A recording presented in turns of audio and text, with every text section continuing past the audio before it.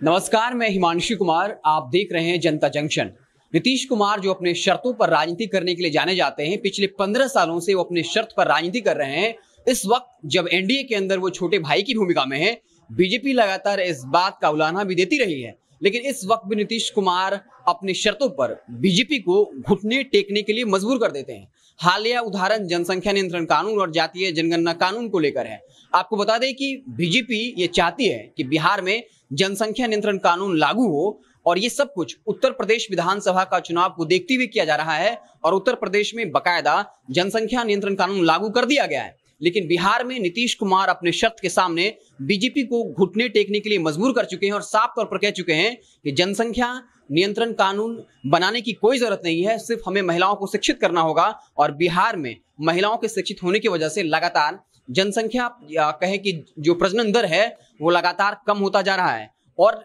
BJP के तमाम बड़े नेता भी नीतीश कुमार पर सीधा अटैक करने से बचते हैं, और यही वजह है कि लगातार जब बीजेपी के कई नेता ये दावा कर रहे हैं बिहार में जनसंख्या नियंत्रण कानून लागू होना चाहिए, लेकिन नीतीश कुमार इसके ठीक उलट में अपनी राय दे रहे हैं। और कोई भी बीजेपी का बड़ा नेता नीतीश कुमार पर सीधा हमला करने से बच रहा है। हाल ही में बता दें कि भूमि सुधार राजस्व मंत्री रामसूरत राय से जब सवाल पूछा गया कि क्या बिहार में जातीय जनगणना होनी चाहिए, तो उन्होंने कहा कि वक्त होने पर या सही वक्त आने पर, चाहे वो जनसंख्या नियंत्रण कानून हो या फिर जातीय जनगणना, दोनों होगा, लेकिन सही वक्त आने पर। अब कहीं ना कहीं लग रहा है कि बीजेपी बैकफुट पर है, क्योंकि शुरुआती दौर में बीजेपी इस बात से इंकार करती रही है कि बिहार में जातीय जनगणना होगा, लेकिन नीतीश कुमार जिस तरीके से लगातार बीजेपी पर दबाव बना रहे हैं और इस बात को मीडिया के जरिए कह रहे हैं कि वो प्रधानमंत्री मोदी को पत्र लिख चुके हैं, अब दिखने में आ रहा है कि बीजेपी कहीं ना कहीं बैकफुट पर जाती हुई दिख रही है। जनसंख्या नियंत्रण कानून को लेकर भी बात करें तो जब नीतीश कुमार से इस मसले पर सवाल पूछा गया तो उन्होंने इसे सिरे से खारिज कर दिया, और ठीक उस वक्त उनके पीछे बिहार के उप मुख्यमंत्री तारकिशोर प्रसाद खड़े थे, और जब नीतीश कुमार ने पीछे मुड़कर देखा तो तारकिशोर प्रसाद ने हामी भरी थी। ये बताता है कि बीजेपी के बड़े बड़े नेता में भी नीतीश कुमार पर सीधा अटैक करने की हिम्मत नहीं है।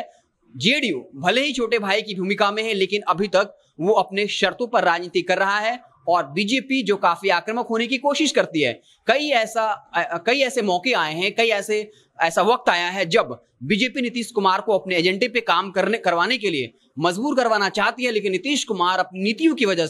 रणनीतियों की वजह से कहीं ना कहीं बीजेपी पर अभी अपना पलड़ा भारी किए हुए हैं। और यही वजह है जहां जनसंख्या नियंत्रण कानून को लेकर बीजेपी पूरे देश में हावी है, बकायदा उत्तर प्रदेश में कानून लागू करवा दिया गया है, लेकिन बिहार में बीजेपी का कोई भी बड़ा नेता इसको लेकर खुले तौर पे अपनी बात नहीं कह रहा। हालांकि पिछले दिन नीरज सिंह बबलू जो बीजेपी कोटे से मंत्री हैं, उन्होंने जरूर कहा था कि पहले बिहार में जनसंख्या नियंत्रण कानून लागू होगा, फिर जातीय जनगणना होगी, लेकिन उसके ठीक बाद अब नीतीश कुमार भी इसको लेकर आक्रामक हो गए हैं और सीधे तौर पर खारिज कर दिया है कि बिहार में जनसंख्या नियंत्रण कानून की जरूरत नहीं है, लेकिन जातीय जनगणना होगी।